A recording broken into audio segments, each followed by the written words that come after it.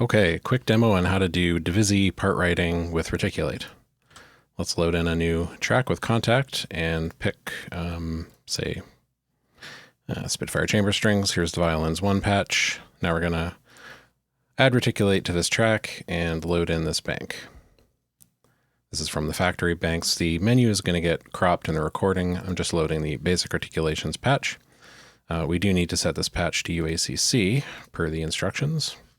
So now we should have Reaticulate switching articulations on this patch. Let's create a new MIDI item. Oops. And, I'll just step record in a simple little line here.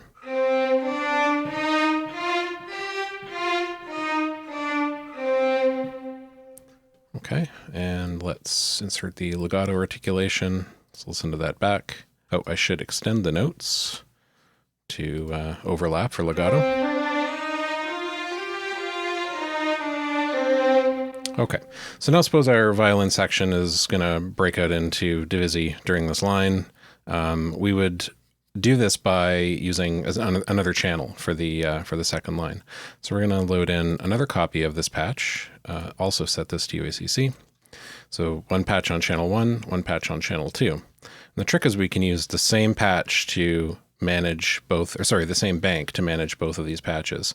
The reason for that is because within Reaticulate, the source channel is set to Omni, which means that Reaticulate will route for this bank on any channel, and the destination is set to source.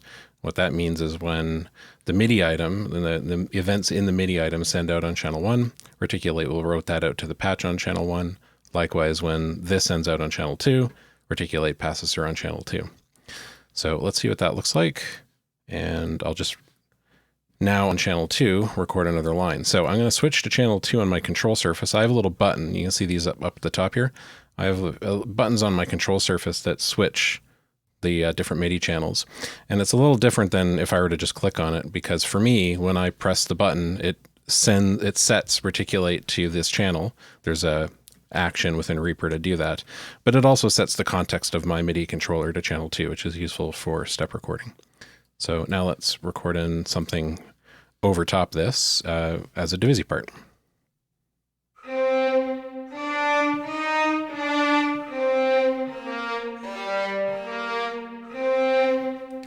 Okay, it's a little stupid, but you get the idea.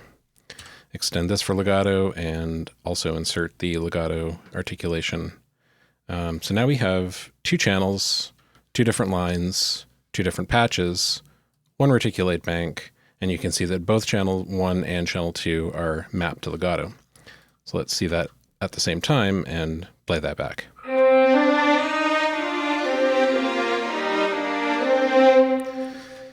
Yeah, not exactly Beethoven, but you get the gist. And channel 2 can be any articulation. Actually, either channel can be any articulation. These operate completely independently. Just to prove the point, let's set channel 2 to, I don't know, pizzicato, something nobody would ever do. Let's hear that back. Yeah, you can barely hear the notes, so we're going to ramp up the volume here.